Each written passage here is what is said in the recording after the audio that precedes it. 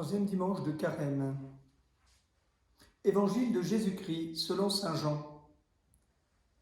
En ce temps-là, Jésus arriva à une ville de Samarie, appelée Sychar, près du terrain que Jacob avait donné à son fils Joseph. Là se trouvait le puits de Jacob. Jésus, fatigué par la route, s'était donc assis près de la source. C'était la 6e heure, environ midi. Arrive une femme de Samarie qui venait puiser de l'eau. Jésus lui dit : « Donne-moi à boire. » En effet, ses disciples étaient partis à la ville pour acheter des provisions.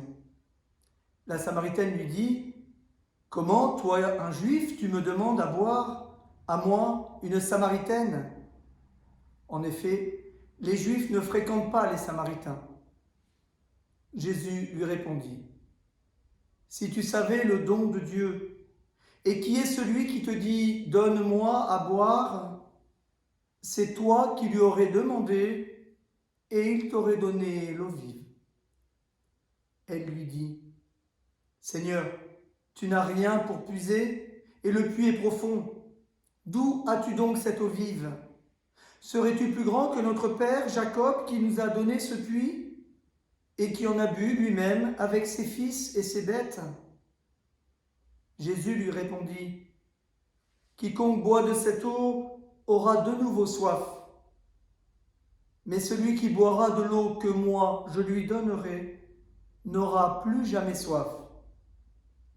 Et l'eau que je lui donnerai deviendra en lui une source d'eau jaillissant pour la vie éternelle. » La femme lui dit : « Seigneur, donne-moi cette eau, que je n'ai plus soif, et que je n'ai plus à venir ici pour puiser. » Jésus lui dit : « Va, appelle ton mari et reviens. » La femme répliqua : « Je n'ai pas de mari. » Jésus reprit : « Tu as raison de dire que tu n'as pas de mari. Des maris, tu en as eu 5, et celui que tu as maintenant n'est pas ton mari. Là, tu dis vrai. » La femme lui dit : « Seigneur, je vois que tu es un prophète. Eh bien, nos pères ont adoré sur la montagne qui est là, et vous les Juifs, vous dites que le lieu où il faut adorer est à Jérusalem. » Jésus lui dit : « Femme, crois-moi, l'heure vient où vous n'irez plus ni sur cette montagne, ni à Jérusalem pour adorer le Père.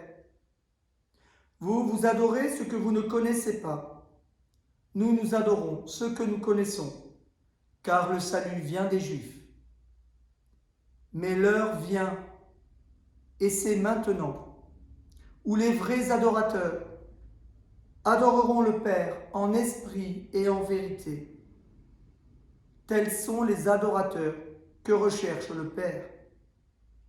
Dieu est esprit, et ceux qui l'adorent, c'est en esprit et en vérité qu'ils doivent l'adorer. » La femme lui dit : « Je sais qu'il vient le Messie, celui qu'on appelle Christ. Quand il viendra, c'est lui qui nous fera connaître toutes choses. » Jésus lui dit : « Je le suis, moi qui te parle. » À ce moment-là, les disciples arrivèrent. Ils étaient surpris de le voir parler avec une femme. Pourtant, aucun ne lui dit : « Que cherches-tu ? » ou bien « Pourquoi parles-tu avec elle ?»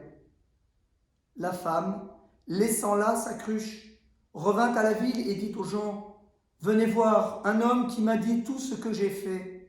Ne serait-il pas le Christ ?»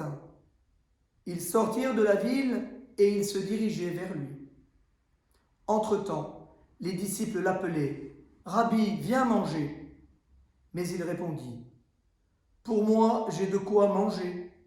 C'est une nourriture que vous ne connaissez pas. » Les disciples se disaient entre eux : « Quelqu'un lui aurait-il apporté à manger ?» Jésus leur dit : « Ma nourriture, c'est de faire la volonté de celui qui m'a envoyé et d'accomplir son œuvre. Ne dites-vous pas : encore 4 mois et ce sera la moisson ? Et moi, je vous dis : levez les yeux et regardez les champs déjà dorés pour la moisson. Dès maintenant, le moissonneur reçoit son salaire. Il récolte du fruit pour la vie éternelle, si bien que le semeur se réjouit en même temps que le moissonneur. Il est bien vrai le dicton, l'un sème, l'autre moissonne. Je vous ai envoyé moissonner ce qui ne vous a coûté aucun effort. D'autres ont fait l'effort et vous en avez bénéficié. Beaucoup de Samaritains de cette ville crurent en Jésus à cause de la parole de la femme qui rendait ce témoignage. Il m'a dit tout ce que j'ai fait. Lorsqu'ils arrivèrent auprès de lui, ils l'invitèrent à demeurer chez eux. Il y demeura 2 jours. Ils furent encore beaucoup plus nombreux à croire à cause de sa parole à lui. Et il disait à la femme, « Ce n'est plus à cause de ce que tu nous as dit que nous croyons.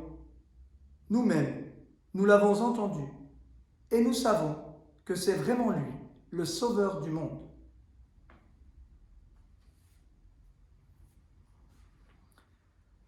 Frères et sœurs, en ce temps du carême, nous venons d'entendre l'évangile de Jésus et la Samaritaine.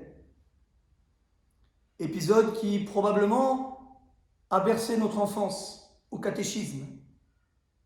Avec cette question fondamentale du Christ à cette femme, « Donne-moi à boire ». Et la surprise de cette femme est la même que la nôtre. N'est-ce pas le monde à l'envers? Mais non. Nous nous rappelons, quand nous entendons cette question de Jésus, « Donne-moi à boire », nous nous rappelons une des dernières paroles du Christ sur la croix. « J'ai soif ». En effet, si le Christ est venu parmi nous, si Dieu s'est fait homme au milieu de nous, c'est parce qu'il a soif de notre amour. Alors, la question se pose pour chacun de nous. Comment allons-nous pouvoir répondre à cet amour? Comment pourrons-nous adorer le Christ? Adorer notre Seigneur? Et surtout, à quel endroit devons-nous aller adorer le Seigneur? Est-ce dans le temple à Jérusalem, comme le font les Juifs, et Jésus est juif? Est-ce sur le mont Garizim, comme le font les Samaritains, et cette femme est une Samaritaine? Il est surprenant de voir, frères et sœurs, à quel point cette parole, que pour ma part je n'avais pas vraiment comprise, vient résonner particulièrement en ces jours, dans notre pays. Car la question se pose, nous ne pouvons plus venir assister à l'Eucharistie, recevoir le corps du Christ dans nos églises. Et cela non seulement dans notre pays, mais dans la plupart des pays d'Europe. Ce n'est plus possible.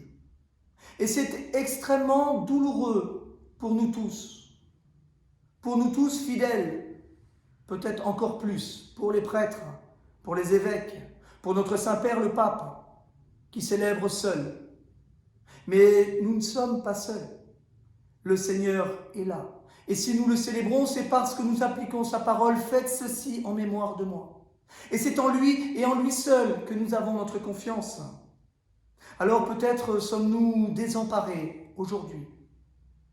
Et c'est à ce moment-là que le Christ nous dit à chacun de nous, l'heure vient et c'est maintenant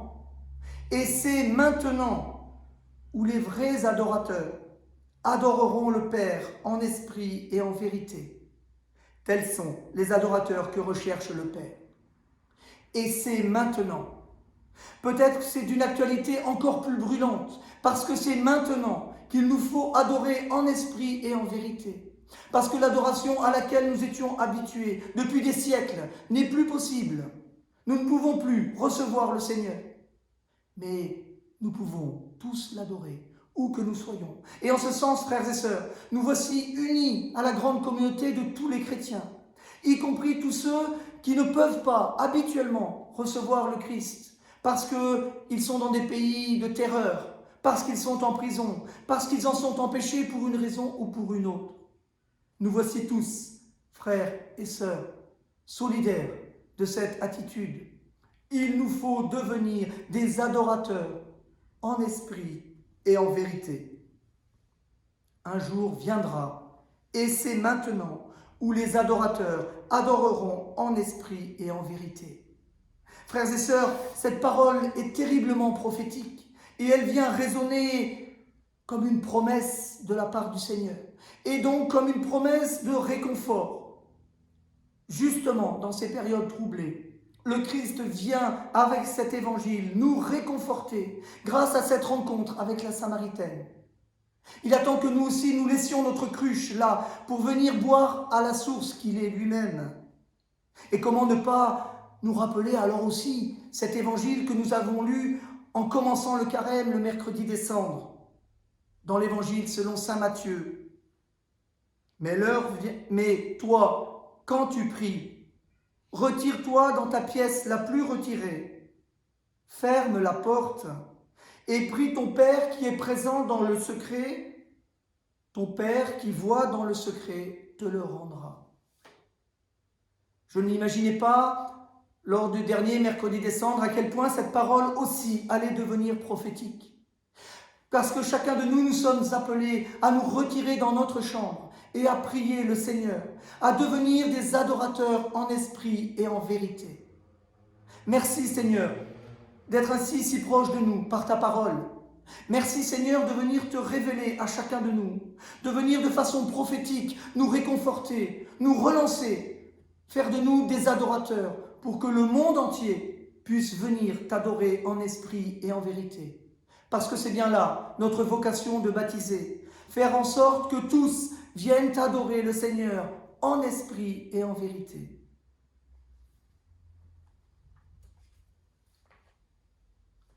Je terminerai, frères et sœurs, en évoquant cette source vers laquelle nous devons marcher, qui est le Christ. Et lui seul peut être la source de vie éternelle pour chacun de nous.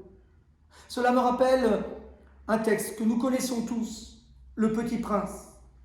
Lors de ses voyages sur les planètes, le Petit Prince arrive sur une planète. Il y a là un marchand de pilules perfectionnées qui apaisent la soif. On en avale une par semaine et on n'éprouve plus le besoin de boire, dit cet homme au Petit Prince. On économise ainsi, et les scientifiques l'ont vérifié, 53 minutes par semaine. Et que fait-on de ces 53 minutes ? Demande le Petit Prince. Ce qu'on veut, répond le marchand. Moi, dit le Petit Prince, si j'avais devant moi 53 minutes, je marcherais lentement vers une fontaine. Frères et sœurs, nous voici appelés, avec ces temps difficiles de désert, mais nous avons été envoyés dans le désert dès le début du carême. Nous sommes appelés à marcher lentement vers la fontaine d'eau vive qui est le Christ. L'eau vive de la Samaritaine, c'est le Christ lui-même. Et nous devons prendre le temps qu'il faudra, de nombre de semaines, de jours qu'il faudra, de mois peut-être, pour avancer lentement vers la source. Mais cette fois-ci, de façon déterminée, dans l'espérance que celui qui est la source va nous donner la vie éternelle, ou plus exactement, va renouveler en nous cette vie éternelle reçue à notre baptême, afin que ce ne soit plus réservé à ceux qui ont reçu le baptême, mais à la multitude de tous les hommes que le Christ, qui est la source véritable, est venu sauver. Amen.